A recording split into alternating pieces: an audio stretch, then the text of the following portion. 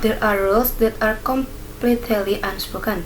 Understanding them is crucial for success, and yet you won't find them in your employee handbook unless you're lucky enough to have a mentor or manager who pulls you aside to help. You just kind of have to figure them out on your own. Starting a new job can feel like starting at a new school. You're meeting new people, you're getting thrown into unfamiliar situation, and you're constantly wondering, what does everyone think of me? But whether you're starting your first job ever or just starting a new role, making a great impression doesn't have to be so scary. It all comes down to deciphering those unspoken rules and demonstrating what I call the 3 Gs: competence, commitment, and compatibility. The first C is competence. One day one, your new colleges are probably looking at you and thinking, can you do your job? The way to convince others, not to mention yourself, that yes, you can, is to show your homework and to give others something to react to. Let's say it's your first day and it's utter chaos.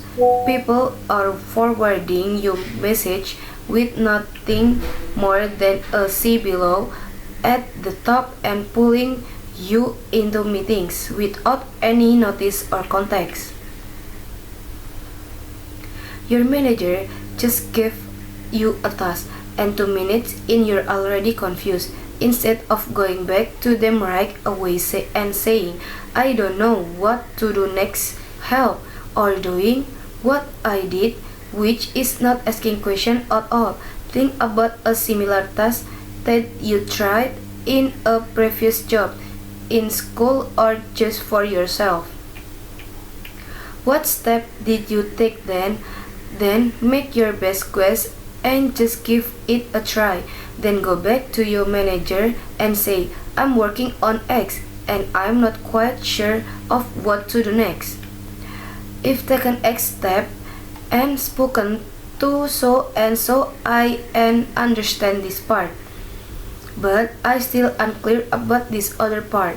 What do you think about this approach? No, I'm not suggesting that you fake it till you make it, but what I am suggesting is that you try until you can't try anymore.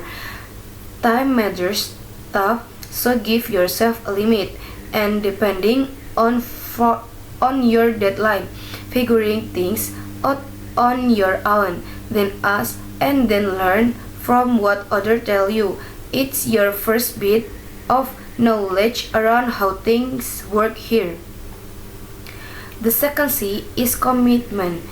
Besides looking to see if you can do your job, your colleges are also looking to see if you're dedicated.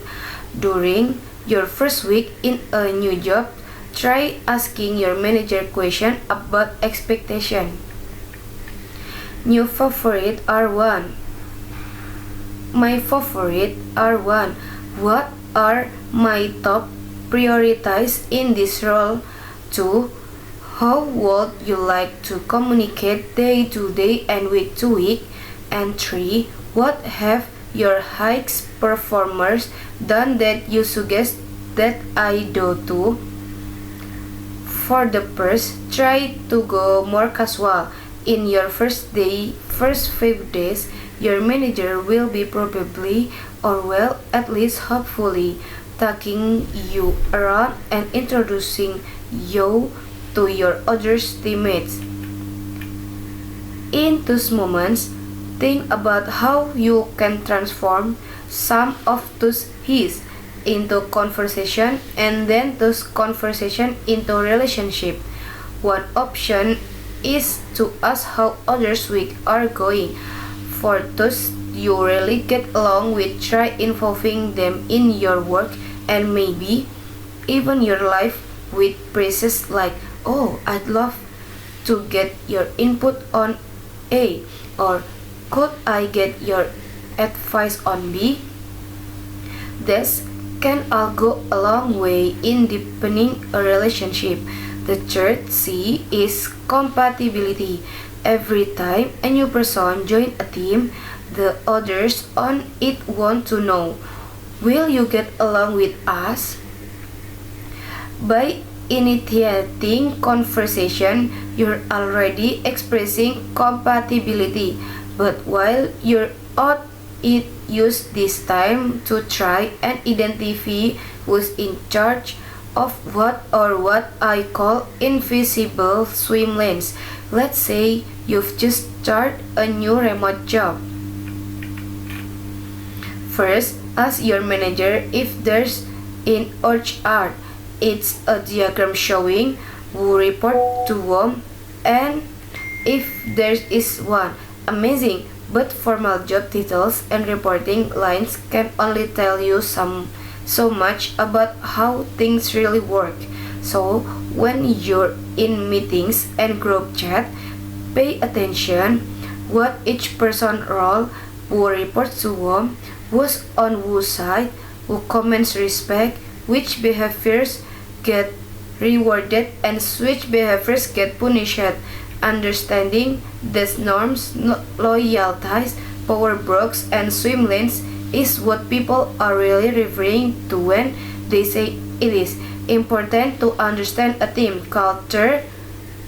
And by the way, while you're mapping or out the swim lanes, look around to see if there's any swim lane that might be a no subart, or in other words, what tasks might be available that aren't currently being done can help your team accomplish more, better, faster, cheaper, safer, more securely. By doing this, you'll show that you're competent enough to spot gaps, committed enough to fill them, and compatible enough to not overstep. Here's the reality of starting a new job. Doing your job is only part of it. The rest is about how you get along with other people. But as much as we've been talking about others sizing you up, don't forget to do the same. Is this an environment where you can flourish and do your best work? Can you see yourself getting along with your workers? Is this even work you're excited to do? Every job is a two-way street. You can call do well only if you want to do well, if you're set up to do well. So look around, reflect, and be honest with yourself about whether this is good places for you. And thank you.